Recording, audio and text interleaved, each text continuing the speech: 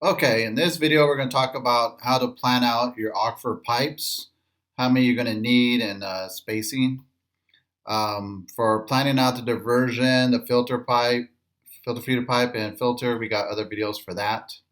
But let's just talk about the aquifer pipes themselves. So for a lawn, you want it 3 feet center. So in the center of the trench, you mark and you come down to the next one, and then you get your 3 feet. For drought tolerant or landscape, you want to space it 6 to 8 feet. Now this is just a ballpark. What you do, some people because they want to save a little bit of money, they'll put it 4 feet. But this is what we have found works the best.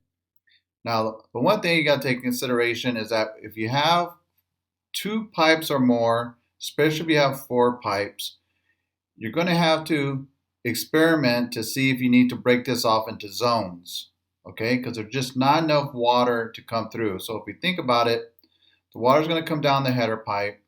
It's going to fill up this pipe here, okay? And then automatically the soil is going to start wicking it up.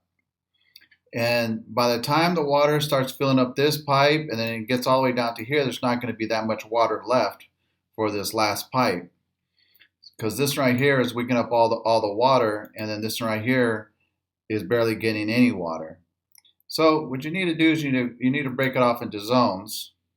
Switching from one zone to the next is very common with irrigation systems. It's just like turning on one sprinkler system or the next. So here's a picture of us doing 2 zones right here. We haven't installed the valve yet that's going to switch between the two. There's a lot of different type of valves you can use. The one that we prefer is a stepper valve.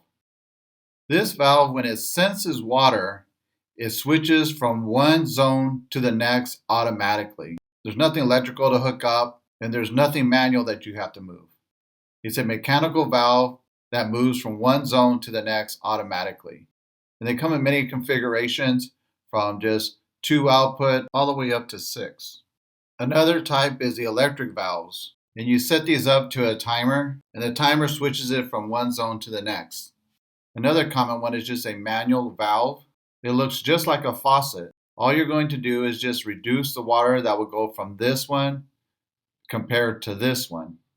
Some people use a mechanical 3-way valve here, and then to remind them to go turn it once a week from one to the next is when they go put out their garbage cans. So when they go put out the garbage cans on the way back, they just turn the switch from one side to the next side. Hope that helps you understand how many aquifer pipes you're going to need, and also if you're going to need zones. All right, see you in the next video.